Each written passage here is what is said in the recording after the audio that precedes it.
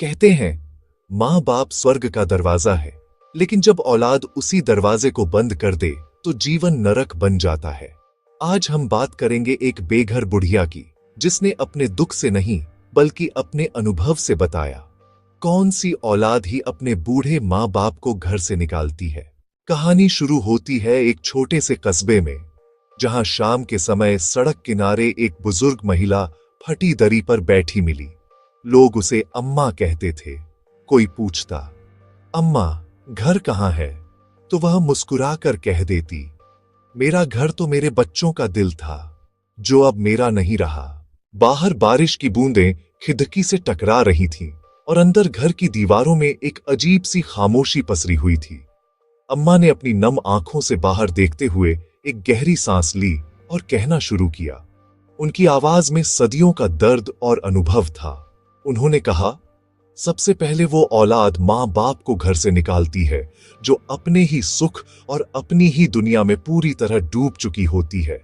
ये वो संतान है जिसके लिए अपनी इच्छाएं, अपनी सहूलियत और अपनी जिंदगी ही सब कुछ बन जाती है। वो भूल जाते हैं कि इस जिंदगी की नींव उन्हीं माँ बाप ने रखी थी, जिन्हें आज वो अपनी तरक्की के रास्ते का कांटा समझने लगे हैं। ऐसी औलाद के लिए माँ बाप एक जिम्मेदारी नहीं बल्कि एक बोझ बन जाते हैं। वो अपने सुख को सबसे ऊपर रखती है और माँ बाप के त्याग को उनकी कमजोरी समझती है। उन्हें लगता है कि माता पिता ने जो कुछ भी किया वो उनका फर्ज था, कोई एहसान नहीं। इस सोच के चलते वो अपने ही जन्म देने वालों की जरूरतों को नजरअंदाज करने लगते हैं। हमारे शास्त्रों में भी तो यही कहा गया है, स्वार्थ परमम पापम, यानी स्वार्थ ही सारे पापों का मूल है।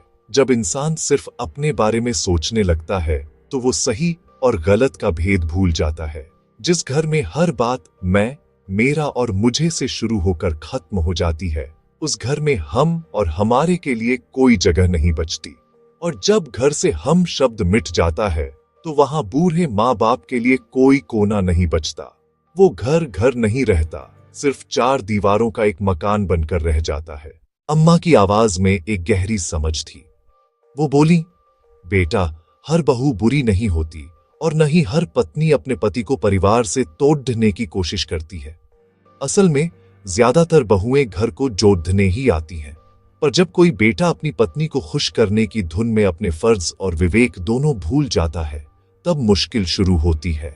जो बेटा अपनी बुद्धि खोकर पत्नी के हर सही गलत इशारे पर नाचने लगता है, वही अपने माँ बाप को बोझ समझने लगता है।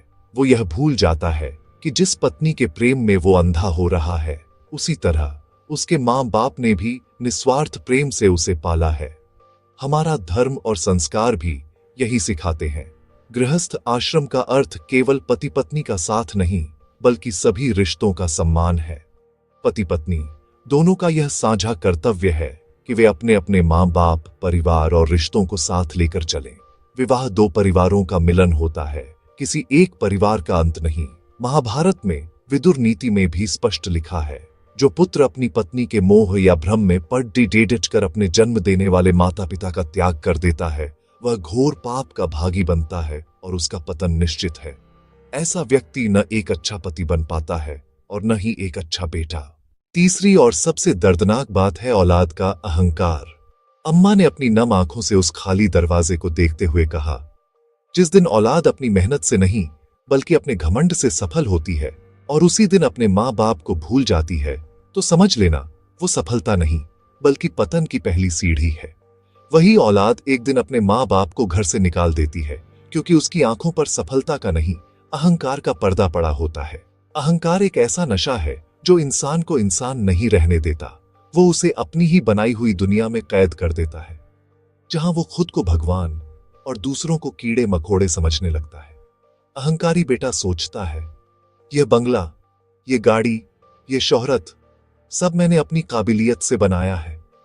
पर वह यह भूल जाता है कि जिस जमीन पर उसके सपनों का महल खड़ा है, उसकी नींव माँ बाप के त्याग, उनकी रातों की नींद और उनके अनगिनत बलिदानों से बनी है। रामायण में एक बहुत गहरी बात कही गई है, जहां अहंकार है वहां विनाश निश्चित है। ये विनाश सिर्फ धन दौलत का नहीं होता बल्कि रिश्तों का, मेंशलिशकाइट का और आत्मा का होता है। जब बेटा अपने माता पिता को बोझ समझने लगे तो समझ लीजिए कि उसने अपनी जड़ों को खुद ही काटना शुरू कर दिया है, क्योंकि जिस पेड़ की जड़ें कमजोर हो जाएं, उसे गिरने में देर नहीं लगती। अम्मा रोते हुए बोली, सबसे खतरनाक औलाद वह है जो उपकार भूल जाती है।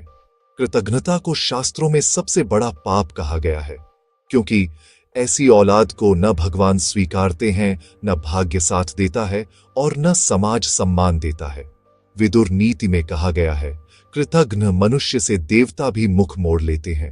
अम्मा ने अंत में कहा, बेटा, गलती औलाद की नहीं, उनके संस्कारों की होती है। जहां त्याग नहीं सिखाया जाता, वहां अपमान जन्म लेता है। सच्चाई यही है, मां बाप को घर से वही निकालेगा जिसके दिल में मानवता मर चुकी हो। अगर आप भी मां बाप को भगवान का स्वरूप मानते हैं तो इस वीडियो को लाइक, शेयर और सब्सक्राइब करें। मां बाप का सम्मान करें, यही सबसे बड़ा धर्म है।